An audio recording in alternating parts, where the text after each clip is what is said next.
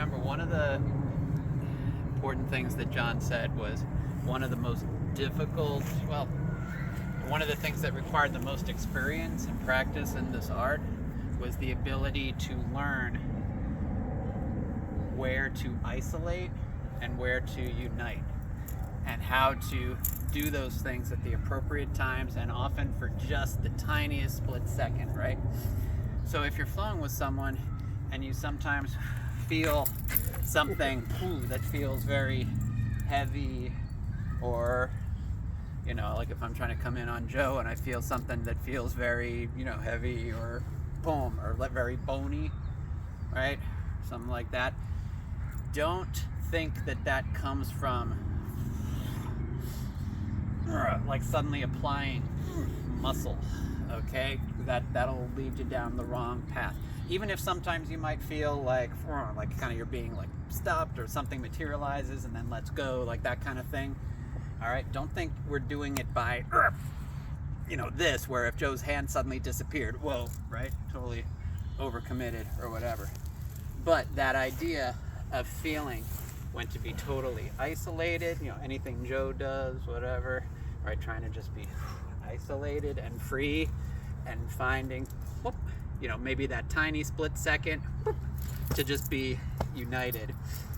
And that's often what you feel like. You mentioned something important. It felt very like framey, like there was just like just dealing with the ground.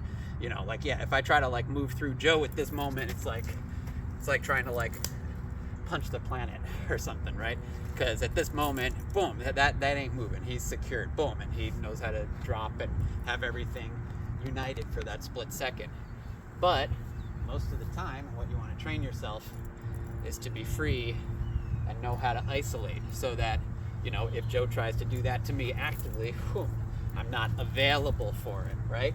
And at the same time, at these weird angles and these weird positions, just being able to suddenly materialize into that, trying to, where it's just suddenly solid as or ice, right? So don't mess yourself up in your contact flow by like trying to be like solid as ice all the time. Because if I try to do that stuff to Joe, right, or anyone else who knows how to isolate most of the time and well, then that won't go well, right? If I just try to actively get in there and just thank you, right? It's not going to turn out well, okay?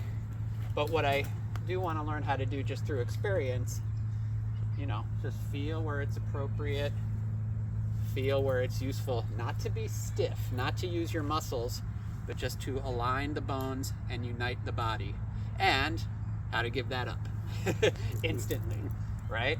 Because if I do it and I'm like, I gotcha, and I can't let it go, forget it, right? And if he knows how to isolate and I have that intention, as opposed to just, again, this doesn't come from intention, it's just like, it needs to be just subconscious, like reflex, which is hard to do while explaining it. But you get the idea, right?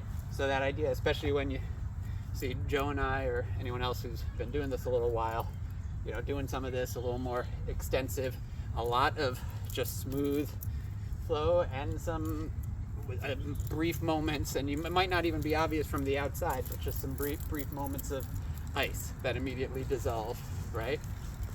But most of the time, isolated, free, and again, just trying to learn from this, feel what his body's doing, feel his intentions.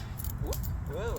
Yeah, so that hopefully if shit goes down and like someone's like trying to do something to me, whatever, like before anything's actually happened, I've already moved and finished it, right? That's the idea. You want to build up enough sensitivity, not so that if he's punching me, I can block it and then do something, or even do them both at once, right? No, it's too late.